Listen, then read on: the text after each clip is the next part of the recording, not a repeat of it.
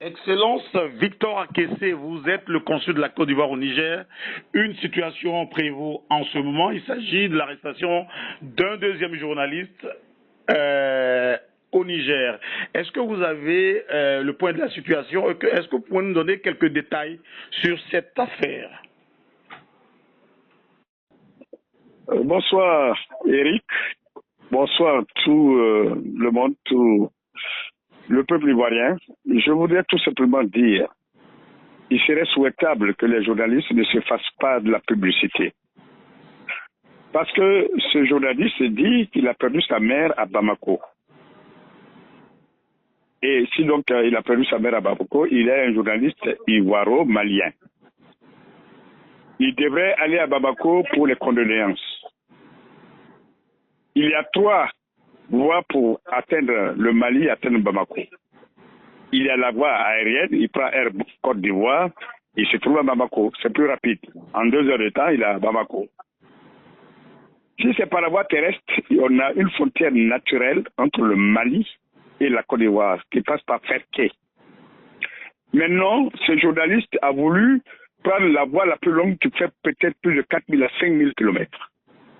C'est-à-dire qu'il est passé par Accra, Lomé, Cotonou, Malanville, la frontière nigérienne étant fermée, il a pris le fleuve Niger, il a traversé pour arriver à Gaïa, à la ville frontière. Et ça, c'est là-bas qu'il a été arraisonné. Et il prétend qu'il voulait gagner Bamako en passant par Niamey et Kao. Vous imaginez? Ce n'est pas possible. À l'heure actuelle, le tronçon Niamey-Kao-Bamako est presque fermé puisqu'il y a des djihadistes qui sévissent sur ce tronçon-là. Personne n'emprunte ce tronçon.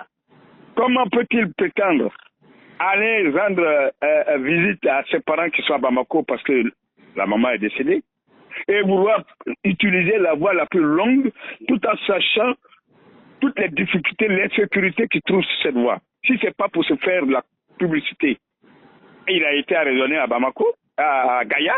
Gaïa, c'est la ville frontière entre le Niger et le Bénin. Donc, il faut que nos amis journalistes soient responsables et évitent ce genre de situation. Nous ne sommes pas là pour régler ce genre de situation. Pour arriver à Bamako, il suffit seulement de prendre l'avion, en 2 heures de temps, on y est. Est-ce qu'il n'y a pas un problème de moyens? Est-ce qu'il n'a pas un problème de moyens financiers? Est-ce qu'il n'a pas peut-être les moyens pour prendre l'avion, okay. Excellence? Ok, d'accord. S'il a un problème de moyens financiers, le plus court chemin, c'est de passer par Ferké, et puis rentrer au Mali. Et il y a des camions qui y vont tous les jours, tous les jours. Il y a les cars qui y passent par là-bas. Mais je vous dis que quitter Abidjan, faire Accra, Lomé, Cotonou, arriver à la frontière à Gaïa, Niamey, Tilaberi, Aoyourou, Gao. Mais ce tronçon-là est complètement interdit. Il va dépenser beaucoup plus que s'il prenait un billet d'avion pour y aller. Alors, je ne comprends pas. Maintenant qu'il a été arraisonné à Gaïa, qui se trouve, paraît-il, à Gaïa, eh bien, ça fait sa publicité puisqu'il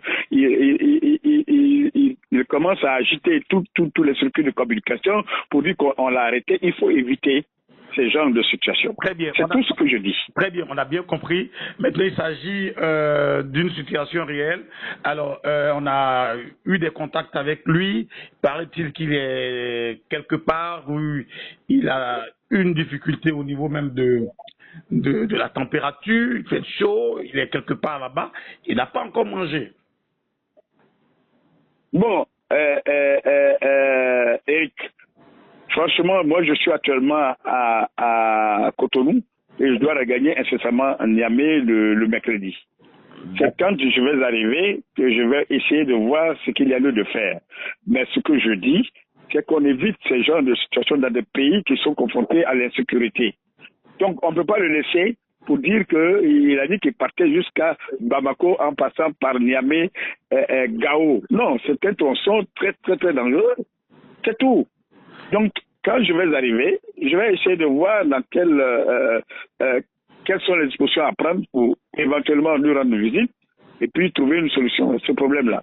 Okay. Mais ce que je veux dire, il faut que les journalistes évitent de se faire de la publicité. Parce que pour moi, j'estime que c'est de la publicité. C'est de la publicité. On aurait pu passer par Ferté, qui est plus court, et arriver à Bamako. Pourquoi passer par Gao, 5000 km, pourquoi? Ok. Voilà. Maintenant que vous n'êtes pas sur place en ce moment, est-ce que vous ne pouvez pas entrer en contact avec les autorités pour